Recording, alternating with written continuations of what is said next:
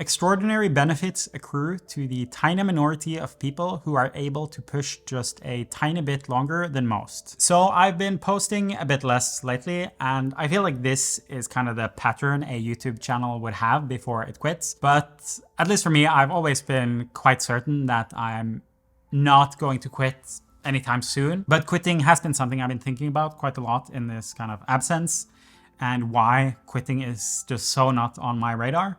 So I wanted to make a video to talk about it. If you're new here, my name is Jarle, and on Early Owl, we learned the magical power of not quitting. The main thing I wanted to kind of highlight in this video is I feel like there is a particular subset of goals where quitting is by far the worst enemy. And in those cases, I think how you should approach them is to be much more careful to commit to them, because if you commit lightly, then you're probably going to quit.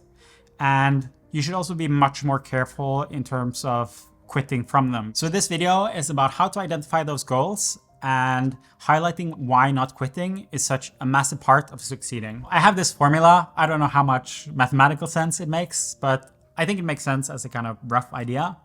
You have potential upside times perceived easiness times clear path to success equals how much not quitting becomes a superpower. What do I mean by that? To start with potential upside, I think that's kind of obvious. If you stand to gain like a lot of money or a lot of status, if you do really well in this field, that will be super awesome for you. Then that's like something that's going to make a lot of people get into it. The second one is perceived easiness. And I think the key word here is perceived. If you're on the outside looking at someone else doing this, and you might not know the exact skills that goes into what they're doing, how easy is it for you to imagine yourself replicating that? And then the last one would be, how clear of a path to success do you have? I think I'm just going to use two very clear-cut examples. So on the one hand, we have something like becoming a doctor. It's very clear what you're getting into at the start of it. And then the rewards and the path to success and everything is quite clear. And then on the other side, you have kind of more self-motivated fields and kind of more artistic fields and more unclear fields in terms of the path to success. This idea applies to all sorts of fields, whether it's building your own company, writing a novel, becoming a self-taught programmer, and pretty much any way to independently make money online. A perfect example of this is becoming a YouTuber. So even though it applies to all sorts of things, I'll just stick to that example for the rest of this video. There is some method to this madness in terms of finding your success, I think. But it's much more individual, and there's not like, okay, this is what you do, and if you just follow these steps and you do well at those, then you're going to succeed. So with all this in mind, when you take something like becoming a doctor, which has something like 5 to 7 years of pretty intense education, and then a couple of more years of residency before you kind of even really get started at your career, the dropout rate is something like 10 to 15%. Compare that to something like becoming a YouTuber where you don't need any credentials, you can do it from your home, it seems relatively easy, and if you really do it well, you can make like millions of dollars and become world renowned or whatever else. And in that case, I think the quitting rate is something like 95 to 99%. And that is why in a field like this, not dropping out becomes a superpower. I think basically the dropout rate of something like YouTube makes it seem like doing it is much harder than it actually is. Like if you take a person of like above average competence and intelligence, and they say, I want to become a doctor, and they're kind of getting into medical school, then very few people will say like, oh, you can't do that. That's like so difficult. You're going to fail. But if you take someone else of kind of similarly slightly above average competence or intelligence or whatever, and they say they want to make a career out of YouTube, then many people would be like, oh, you can't do that. Almost everyone fails. It's not going to work, whatever. It is true that 99% of people who pursue a career as, say, an artist or becoming a YouTuber or whatever else fail. But I think the reason that 99% fail is because something like 97% quit. Just to list out the main reasons why you might fail at something. You run out of time and then you quit. You run out of money and then you quit. You get scared and then you quit. You're not serious about it and then you quit. You lose interest, enthusiasm, or settle for mediocrity and then you quit. You focus on the short term instead of the long term, and then when the short term gets too tough, you quit. Or you just kind of picked the wrong field where you didn't have the talent to become good enough to make it. Just to linger a bit on the last point, there are some cases where just not quitting is not going to be enough. But these areas are outliers, and it's generally fields with kind of extreme competition. Like, it's one thing to find some way to make money out of music, But if you want to become like a classical pianist or something, like a concert pianist, then my understanding of that field is that it's incredibly competitive. And if you didn't start playing at a really early age, you have almost no hope of being able to make a living out of it. But outside of these like very specific areas, I think the entire world and kind of the scarcity of succeeding at something is almost entirely built out of how almost everyone quits almost everything all the time. So I just want to outline here how frequent quitting is, because it's going to blow your mind. To give a very specific example here, I took a cohort-based YouTube course, something called Part-Time YouTuber Academy by Ali Abdal. This was structured in a way there was like 200 to 400 people doing the course at the same time. It had like weekly homework assignments, posting YouTube video and stuff like that. And this is a pretty expensive course. It's something like $1,000 or maybe even $2,000 for 6 weeks. Almost everyone there was saying like, hey, I'm doing this because I'm so passionate about YouTube. I want to make it. I want to make a job. Like, this is the career path I want. And almost like 100% of the messaging in this course was focused specifically on the importance of consistency and not quitting. But then what you see, even in this like very highly selected for a group where you think they have kind of the most buy-in, the most commitment, they're the most serious about it, you start with 400 people and then say maybe half of them don't really do anything at all. And maybe half of them drop throughout the course. But then even out of this group of 100 people who do all the homework and are like really excited about participating in the community and participating in YouTube, if I look back at who is still posting somewhat regularly, I think it's like maybe 2 to 4 channels that are still posting out of a group of 100 people who have this big buy-in, who wanted to make a job out of it and everything else.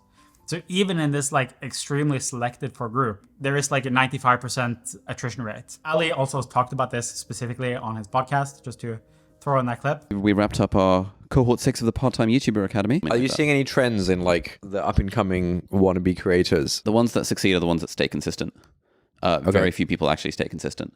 Even after they shell out the money for the course. Oh god, yeah, even after they Really? like, especially after they shell out the money. What's the rate of like consistent uploading post-course? I would be surprised if 20% of our intake actually stayed. In fact, I would be surprised if 5% of our intake stayed consistent. 5%? I'd be surprised if 1 in 20 people, so we've had about 2,300 people through the cohort. Yeah. I would be surprised if more than 100 actually were consistent, have stayed consistent since taking the cohort. Like, for how many people is this course like a speculative thing of like, oh yeah, let's just check it out? And for how many people is it like going into the course, they're like, I know I want to do this. I want to like... Yeah, so when we poll people at the start, we ask people, you know, how many of you have a casual relationship with YouTube and how many of you have a serious relationship with YouTube?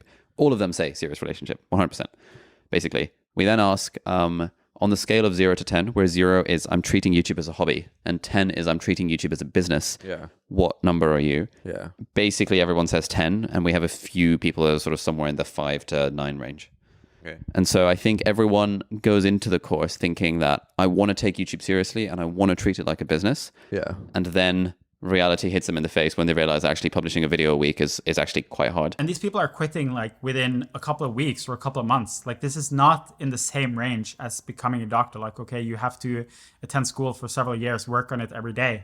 It is like you try to make a couple of videos, invest like 40, 50, 100, 200, 300 hours, and then you give up. So what we can take out of this, that 95% of people quit in kind of fields like this before they have any chance to make it anywhere, is that not quitting becomes a superpower. Let's say we have everyone who tries to do something with YouTube in this graph, and let's say 1% succeeds. If 95% of people give up before they have any reasonable chance of kind of getting success, like let's say within 2 years of trying reasonably hard, what that means is that if you just manage to stick to it for 2 years, that your chance of success is increasing by 20-fold, because you have escaped the reason for why 95 or probably even 99% fail. The main point of this video is just to highlight how quitting is basically the reason why anyone fails at anything. But there are other aspects to kind of play into not quitting. I think the first one is acquiring skills. If you're just committed to not quitting, but you don't try to improve, you don't try to see what you could do better, then you're not necessarily going to get anywhere. But if you spend those 2 years actually honing your craft, trying to get better, trying different things,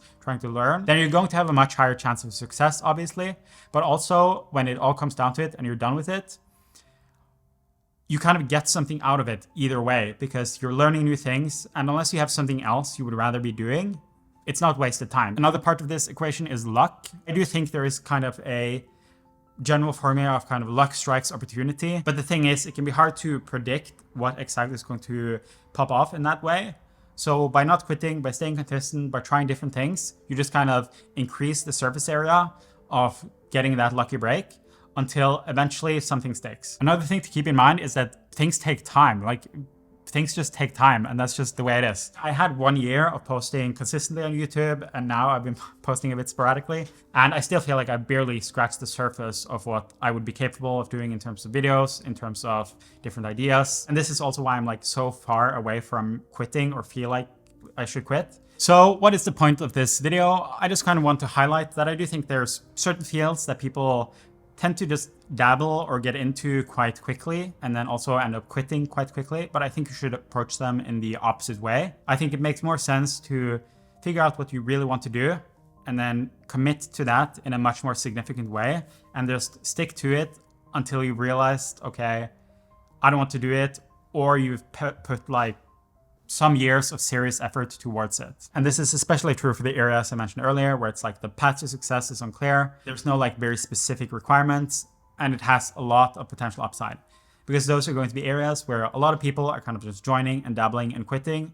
And if you can be a person who joins, sticks to it, doesn't quit, that just puts you at the head of everyone else. With that said, I'm going to quit making this video right now. Thank you so much for watching, and I will see you around.